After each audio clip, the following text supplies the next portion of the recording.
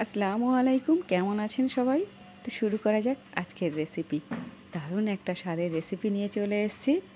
এখানে সেখানে বড্ড গোটা মশলাগুলো পড়ে পড়ে নষ্ট হচ্ছিল, সেই জন্য একদিন আমি একটা সুন্দর মশলা বানিয়ে ফেললাম। ঘুগনিতে, যে কোনো তেলে ভাজায়, মাছের ঝোল, ডিম কষায় দিলে না দারুণ খেতে লাগে। তো আজকে আমি এবার রমজান মাস পড়াতে হাজব্যান্ড বললো, দাঁড়াও তোমার মশলাটা আরও সুন্দর বানিয়ে দিই, যেটাতে তুমি আরও সুন্দর সুন্দর রেসিপি বানাতে পারবে। তো ও আরও কিছু মডিফাই করে দিল, নতুন মশলা অ্যাড করলো। তো সেই মশলাগুলো দিয়ে দারুণ একটা রেসিপি বানিয়েছি, মশলা বানিয়েছি। তো আমার মনে হলো ভিডিওটা অনেক হেল্পফুল, শেয়ার করা যাক, তাই আপনাদের সঙ্গে শেয়ার করলাম ভিডিওটা। স্কিপ না করে লাস্ট পর্যন্ত দেখতে থাকুন। লাস্টে আরও কিছু মশলা অ্যাড করতে হবে, আমি ভিডিওটা দেখতে থাকুন, বলে দেবো আস্তে আস্তে। তো সবার প্রথমে এখানে মাপগুলো নিতে হবে। ঠিকঠাক মাপ না নিলে কিন্তু পারফেক্ট একটা মশলা তৈরি হবে না। গোটা জিরে নিয়েছি 40 গ্রাম, মৌরি নিয়েছি 15 গ্রাম, কাশ্মীরি লঙ্কা নিয়েছি 30 গ্রাম, ঝাল লঙ্কা 10 গ্রাম, গোলমরিচ 15 গ্রাম, পাঁচফোড়ন 25 গ্রাম, হলুদ সর্ষে 10 গ্রাম, রাঁধুনি 15 গ্রাম, জোয়ান 15 গ্রাম, কাসুরি মেথি 15 গ্রাম, ধনিয়া 30 গ্রাম। আর শেষে আমি যে গরম মশলার ভিডিওটা অ্যাড করেছিলাম, সেই গরম মশলাটাই অ্যাড করতে হবে এখানে। সেটা কিন্তু আগে থেকেই রেডি করা আছে। এই মশলাগুলো ডাস্ট করার পর তারপর দেবো।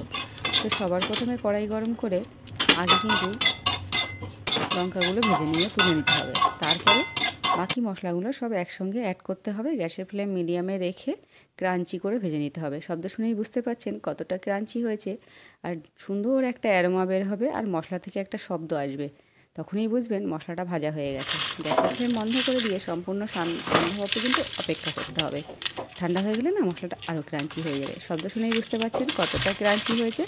যতটা ভাজা ভালো হবে, মশলাটা কিন্তু ততটাই সুন্দর হবে আর স্বাদও ভালো আসবে। আর যে যে মাপগুলো বললাম লিখে রাখবেন, অনেক কাজে দেবে।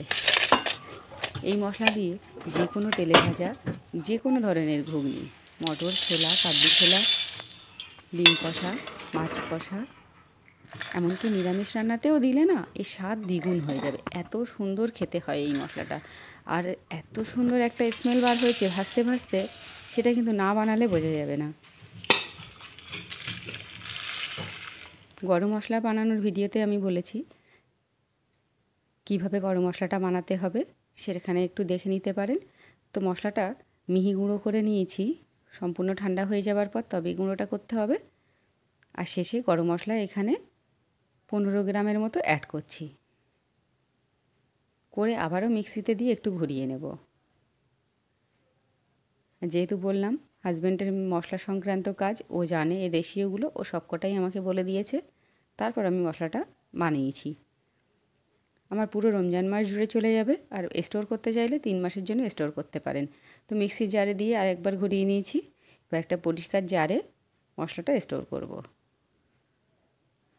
এখানে গোটা মশলা দাঁড়িয়েছিল সবটা নিয়ে আমার 235 গ্রাম। তো ডাস্ট করার পর 205 গ্রামে দাঁড়িয়েছে। ভাজলে তো একটু কমে যাবেই। তো রেসিপিটা কেমন লাগলো লাইক কমেন্ট শেয়ার করতে ভুলবেন না। আর মশলাটা বানিয়ে অবশ্যই কমেন্ট করে জানাবেন কেমন হয়েছে। জারটা ছোটো হয়ে গেছিলো বলে চেঞ্জ করলাম, বড় জারের মধ্যে দিয়ে নিলাম। আজকের ভিডিওটা এখানেই শেষ করলাম। ভালো থাকবেন, সুস্থ থাকবেন।